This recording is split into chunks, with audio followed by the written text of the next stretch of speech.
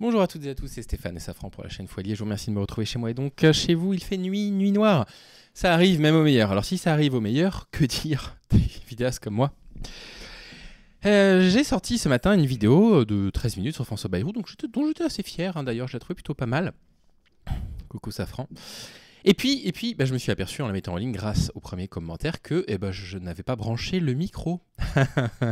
Voilà. Et donc vous m'avez regardé bouger les lèvres pendant 30 minutes sans rien entendre de mes propos. 30 minutes, 13 minutes, pardon. Je pense que personne n'a tenu 13 minutes à me regarder bouger les lèvres. Si vous faites partie des gens qui se sont dit « Oh, on va quand même regarder en entier », on va pas lui niquer ses stats, cœur sur vous avec les mains, les poils de Safran volent partout et avec une caméra HD. On les voit particulièrement bien. François Bayrou est élu Premier ministre, ça y est, Abemous Papam, Abemous Premier ministrice, ce que vous voulez, et ça n'est pas du tout une bonne nouvelle. Ça n'est pas une bonne nouvelle pour des raisons politiques sur lesquelles je ne vais pas trop m'étendre parce que ça n'est pas ma spécialité sur la chaîne et vous irez voir les camarades qui en parleront nettement mieux que moi, mais ça n'est pas une bonne nouvelle en ce qui concerne les droits des femmes. François Bayrou n'est pas une personne particulièrement impliquée. En ce qui concerne les droits des femmes, ça fait partie des choses qui sont très peu connues. Nous, ce qu'on retient de François Bayrou, les personnes de ma génération, c'est sa gifle qui a été donnée à un enfant dans une cité. On va revenir dessus pendant cette vidéo, puisque ça dresse quand même un portrait assez intéressant. Quand on parle des droits des femmes, quand on parle aussi des droits des enfants, ça fait partie de ces choses-là, les violences éducatives ordinaires, parce qu'il s'était justifié de façon catastrophique. Donc François Bayrou, voilà, c'est une catastrophe. Donc la première chose qu'on va voir, c'est regarder... tiens, ça m'aurait étonné que ma capture marche du premier coup. Laissez-moi une demi-seconde. Hop là, et voilà, c'est beau ça.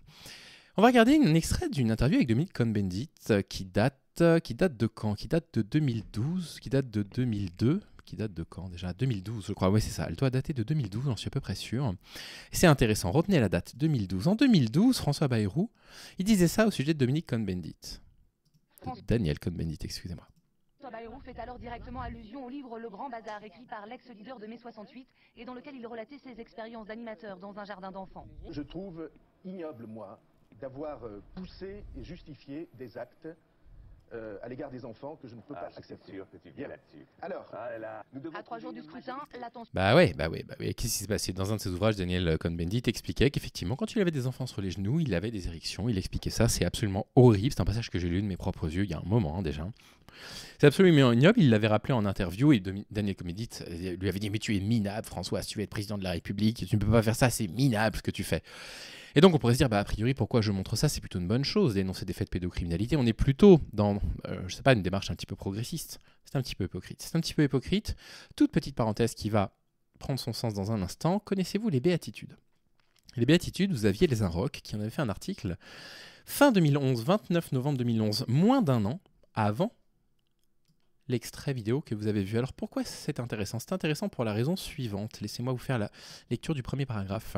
Mercredi s'ouvre à Rodez le procès d'un ancien membre des Béatitudes pour attouchement sexuel sur mineurs. Les Béatitudes, c'est une sorte de secte catholique intégriste. Et donc, vous allez comprendre, il a un ancien des membres a eu un procès pour attouchement sexuel sur mineur, emmène ou publions une enquête sur la face cachée de cette communauté religieuse, son fondateur charismatique et délirant, ses religieuses victimes d'abus sexuels et ses accusations de dérive sectaire. Tout va très bien. Pourquoi je vous parle de ça? Vous allez voir.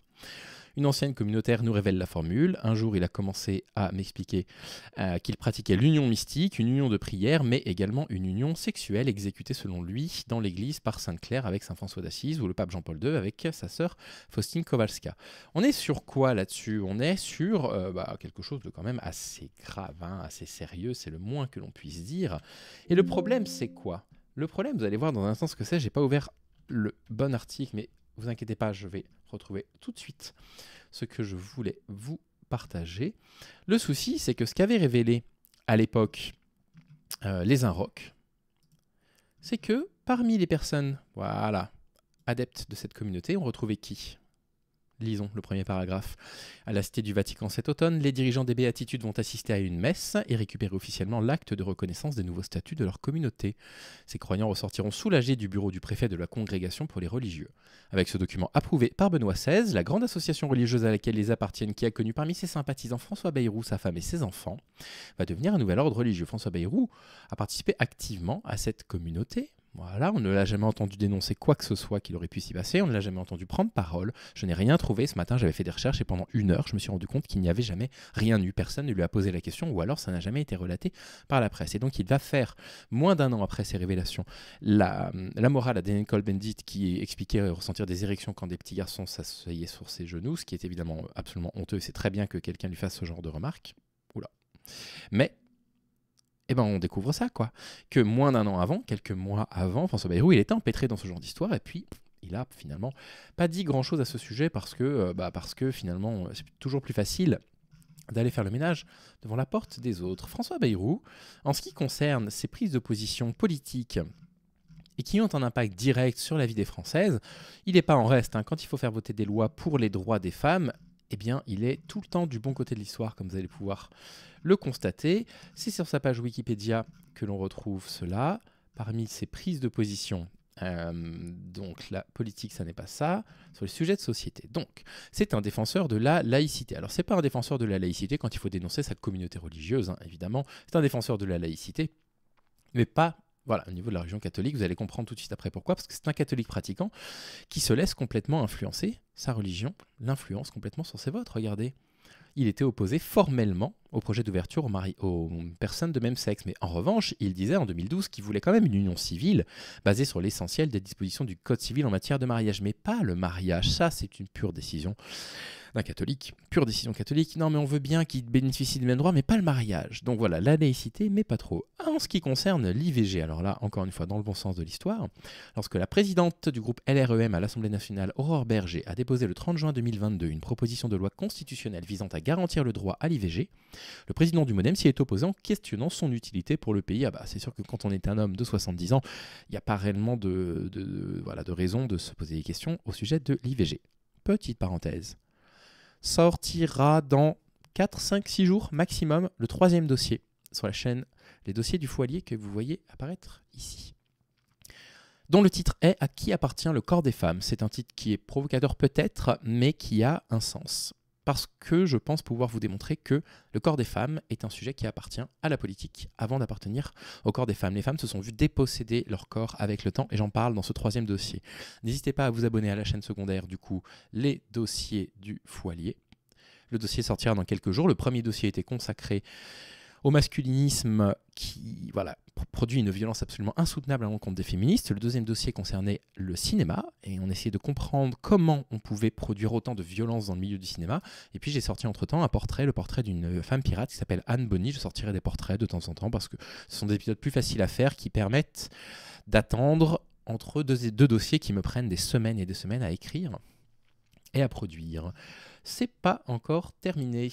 Vous avez les camarades de Révolution Permanente qui ont sorti un article sur François Bayrou pour nous rappeler un tout petit peu que François Bayrou, au-delà de ses indéniables capacités de technicien, cumule un certain nombre de casseroles. Il acquiert une renommée nationale suite à la vidéo virale dans laquelle on le voit gifler un enfant lors de la campagne présidentielle de 2002. Point de contexte. Il va dans un endroit un petit peu chaud, une cité, puis il discute avec des personnes de cité qui tiennent des propos ouvertement antisémites et il leur dit avec beaucoup de justesse, c'est une très jolie phrase, vous ne pouvez pas tenir des propos contre les juifs parce que si vous tenez des propos contre les juifs, un jour il y aura des propos contre les musulmans. Et on est en plein dedans aujourd'hui.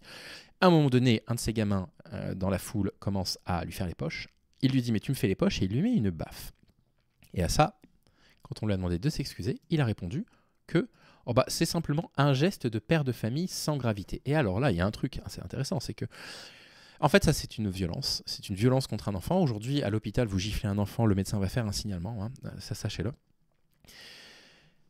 Les gens qui continuent à nous dire « mais moi j'ai pris des baffes, ça m'a jamais tué, machin, machin », moi je leur repose toujours la même question, j'ai déjà expliqué ça sur la chaîne, je leur pose toujours la même question. Est-ce que vous vous rappelez des baffes que votre père vous a mises ? Oui, je m'en rappelle de quelques-unes, oui. Est-ce que vous vous rappelez de votre anniversaire quand vous aviez 6 ans, 7 ans, 8 ans, 9 ans, 10 ans, 11 ans ? Ah non, je m'en souviens pas. Ah, donc votre mémoire a conservé en elle des moments où votre père a levé la main sur vous, mais a oublié des moments joyeux où vous fêtiez vos anniversaires avec vos amis.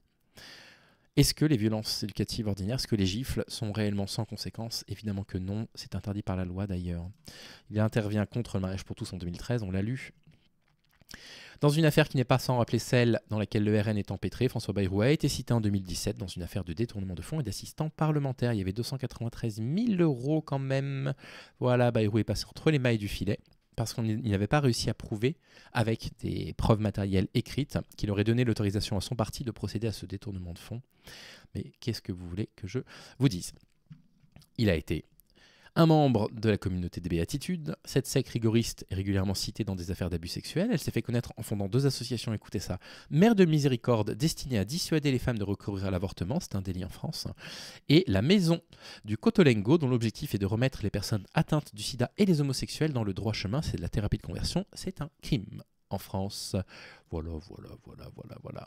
Il a proposé aussi une banque des parrainages, grosso modo, si vous avez 10% d'intention de vote dans des sondages, réclamé par des médias, hein, vous devriez avoir vos 500 signatures automatiquement, vos 500 parrainages, et donc pouvoir vous présenter à la présidentielle. Et donc, il s'était dit qu'il allait signer pour que Marine Le Pen puisse se présenter au présidentiel. Voilà qui on a actuellement en Premier ministre. Ça n'annonce évidemment rien de bon. Alors, ce gouvernement, il n'est pas forcément amené à durer pendant 7 ans. Si jamais je me trompe, vous ressortirez cet extrait, c'est bien normal. Moi, je suis inquiet. Je suis inquiet de ce genre de prise de position. Je suis inquiet des déclarations de François Bayrou. Je suis inquiet de son positionnement sur des sujets de société qui ne le concernent pas du tout, à savoir des jeunes femmes en âge d'avoir des enfants. Et tout ceci ne me dit rien qui vaille. C'est un énième crachat à notre visage de la part d'Emmanuel Macron. Qu'est-ce que vous voulez que je vous dise ? C'est un petit peu inquiétant. Demain, on fait un truc incroyable. Demain, on fait le réac d'une IA. Et je ne parle pas de Cro-Blanc, une vraie IA. Je fais le réac d'une IA. Et vous allez voir qu'il y a des choses à dire. C'est intéressant. Je vous souhaite de passer une excellente soirée. C'est donc la 2e fois que je tourne cet épisode. Le micro fonctionne bien, je le vois sous les yeux. Ça n'arrivera plus, je l'espère. Et je vous souhaite un très bon début de semaine. Bonne fin de week-end d'abord et un bon début de semaine. Vous ne le voyez pas, mais j'ai Safran qui ne cesse de faire des trous dans mon pantalon depuis le début de l'épisode. Salut les amis.